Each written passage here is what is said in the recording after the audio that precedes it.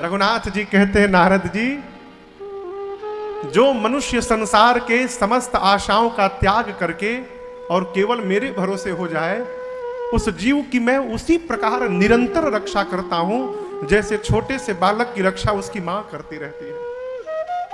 अब आप दर्शन करिए, 1 महीने का बालक है, कितना निश्चिंत। 1 महीने के बालक को यदि बलिया से दिल्ली जाना हो, उसे कोई टेंशन नहीं है। वो जानता है कि मैं अपने मां के भरोसे बैठा हूं, मां उस बच्चे की पूरी व्यवस्था करती है। उसका पाउडर रखेगी, उसका नैपकिन रखेगी, उसकी तौलिया रखेगी, उसका सेरेलेक रखेगी, उसके पाउडर के डिब्बा को रखेगी, कजरौटा को रखेगी। अपना सामान भले मां भूल जाए, लेकिन बच्चे के सामान को नहीं भूलती है। राम जी कहते हैं, ठीक उसी प्रकार मैं भी उस जीव की चिंता करता हूं जो केवल मेरे भरोसे हो जाता है, मेरे पर आश्रित हो जाता है। अब ये आश्रित होने का अर्थ है कर्म समाप्त करना नहीं। आश्रित होने का अर्थ है कि हम अपना कर्म कर रहे हैं, अब परिणाम क्या प्राप्त होगा ये रघुनाथ जी जाने, वो जाने, उनकर काम जाने, हम तो उन्हीं के भरोसे बैठे हैं। ये है शरणागति भाव। जीवन में इस भाव को दृढ़ता प्रदान करने का स्वभाव बनाइए। भाई बाप, शरणागत हो जाने के बाद जीवन की सब समस्या समाप्त हो गई है। फिर तो भगवान, ठीक ठीक भैया, जय जय जय जय जय जय। फिर तो राघव जी है, प्रयास करिए, तवास में राघव, प्रभु हम आपके शरण में आ गए हैं नाथ। मांगना समाप्त करिए, मांगना बंद करिए। माई बाप जब तक मांगते रहेंगे प्रेम नहीं होगा। भगवान से प्रियता बढ़ाना चाहते हैं, मांगना समाप्त करिए और दिन रात भगवान से एक ही बात कहिए, प्रभु बहुत दे दिया आपने, बहुत दे दिया आपने। ये जायदाद दी है, ये औलाद दी है, तेरा शुक्रिया है, तेरा शुक्रिया है, तूने मालिक बहुत दे दिया है, तेरा शुक्रिया है, तेरा शुक्रिया है, तेरा शुक्रिया है, तेरा शुक्रिया है। भरद्वाज जी कहते, प्रभु आपके चरणों में सहज प्रेम हो जाए नाथ। क्यों? जब तक प्रेम नहीं है सब कुछ किया हुआ व्यर्थ है। भरद्वाज जी कहते, प्रभु कर्म वचन मन छाड़ी छल, जब लगी जनन तुम्हार, तब लगी सुख सपने हो नहीं, किए कोटि उपचार। कहते हैं प्रभु कर्म से, वचन से और मन से, मनसा वाचा कर्मणा, तीनों प्रकार से जीव जब तक छल न समाप्त करे। छल बुझाता, छल छल मने का, छल मने जौन बानी तौन लौकत नहीं खी, और जौन लौकत आनी तौन हई ना, ई छल है। हो कपट मृग तुम छलकारी। वो सोना का हिरण नहीं था, लेकिन था कौन? था कौन? मारीच। लेकिन दिखाई क्या दे रहा है? सोने का हिरण। जो दिखाई दे रहा है वो है नहीं, और जो है वो दिखाई नहीं दे रहा है, ये छल है। भरद्वाज जी सूत्र कहते हैं, प्रभु मनुष्य कर्म से, मन से और वचन से जब तक जीवन में छल समाप्त नहीं करेगा, तब तक कोटि पचार कर जाए, उसे सही थोड़ी ये जागने में, सपने में भी सुख प्राप्त होने वाला नहीं। ये कोटि पचार का है महाराज। भगवान के पूजा की सबसे छोटी विधि का नाम है पंचोपचार। सबसे जो छोटी पूजा है क्या नाम है? पंचोपचार। पंचोपचार यानी 5 प्रकार से, धूप, दीप, नैवेद्य, आरती, गंध अथवा स्तुति, ये 5 प्रकार। अब इससे आपके ऊपर सामर्थ्य है और ऊपर बढ़िए, 10 समान से करिए 10उपचार, और अधिक सामर्थ्य है 16 प्रकार से करिए 16उपचार, और सामर्थ्य है 100 प्रकार से करिए शतोपचार, और सामर्थ्य है 1000 प्रकार से करिए सहस्त्रोपचार, पूरा यहां कहते करते करते कोटि पचार, 1 करोड़ प्रकार से भगवान की पूजा क्यों ना करिए आप। यदि छल समाप्त नहीं हुआ जीवन में, पूजा करते रहिए, कभी जीवन में सुख प्राप्त होने वाला नहीं है।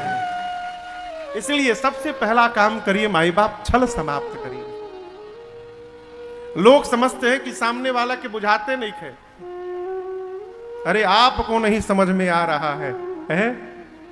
हम समझदार हैं, अच्छी बात है, लेकिन हम ही समझदार हैं ये अच्छी बात नहीं है। हम ही समझदार हैं, माने बाकी सब मूर्ख हैं। छल छोड़ने का प्रयास करिए। आप देखिए यहां बैठे हैं, हम लोग पंडाल में बैठे हैं, उधर वाला मंदिर किनका है? दुर्गा जी का मंदिर है, ठीक है ना। अब यहां से दुर्गा जी के मंदिर तक शून्य शून्य लिखते जाइए। यहां से दुर्गा जी के मंदिर तक धरती पर शून्य शून्य लिखते जाइए। कितना होगा? उसकी वैल्यू क्या होगी? कहीं कहीं सब है शून्य। कितनों शून्य लिख दीजिए, उसकी वैल्यू शून्य है। कब तक? शून्य के पहले जब 1 नहीं लगेगा तब तक उसका मूल्य बढ़ने वाला नहीं है।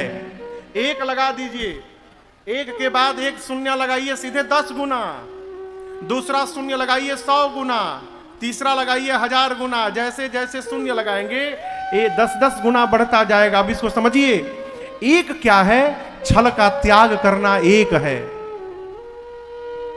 इसके बाद माला जपिए 1 शून्य, पूजा करिए 2 शून्य, व्रत करिए 3 शून्य, दान करिए 4 शून्य।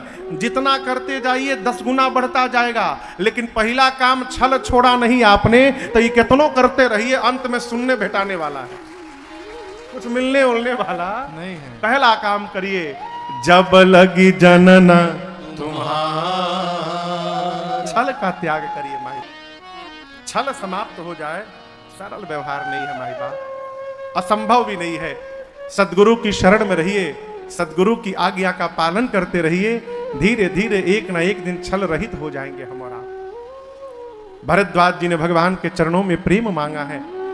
परस्पर राम जी और भरद्वाज जी, मुनि रघुबीर परस्पर नमहि, दोनों एक दूसरे की बारी बारी प्रशंसा करते हैं। रात्रि में भगवान तीर्थराज प्रयाग में वास किए। प्रातः काल प्रातः क्रिया से निवृत्त भय। भरद्वाज जी से राम जी ने पूछा, मुनिवर हम किस मार्ग में जाएं? भरद्वाज जी ने अपने 4 शिष्यों को लगाकर और राम जी को अपने गुरुदेव भगवान वाल्मीकि ऋषि के आश्रम की ओर भिजवाया। यमुना जी का तट आया, यहां से प्रभु ने 4 शिष्यों को विदा किया है। निषाद राजगुह को भी विदा कर दिया है। और राम जी अब वहां से सीता जी लक्ष्मण जी के साथ अकेले चल पड़े। मार्ग में वनवासी, जंगली, आदिवासी कोलभील मिलते हैं। पूछते हैं आप कहां से आए हैं, कहां तक जाना है आपको? हमको भी साथ मिले, चलिए हम आपके लिए सुंदर व्यवस्था करके आएंगे। आपका नाम क्या है? जो मिल रहा है वही पूछ रहा है। जीवन में 2 को निश्चित कर लेना। कितने को? 2 को। हमने पूछा 2 क्या है सरकार? बोले पहला कब तक, और यदि ये नहीं कर पाओ तो दूसरा कर लेना कितने तक। हमने कहा सरकार मैं समझा नहीं। बोले पहला ये विचार करना कब तक इस खोखट में लगे रहना है। 50 साल, 60 साल, 70 साल। अरे 60 साल के बाद तो सरकार भी रिटायर्ड कर देती है। इसका मतलब जानते हैं, सरकार कहती है अब आप हमारे किसी काम के नहीं हैं, जाइए घर। लेकिन उसके बाद भी आदमी कहां मानने वाला है? अपने को काम का मानता रहता है, लगा रहता है जगत में। 60 के बाद जो मिल रहा है बोनस है, बोनस।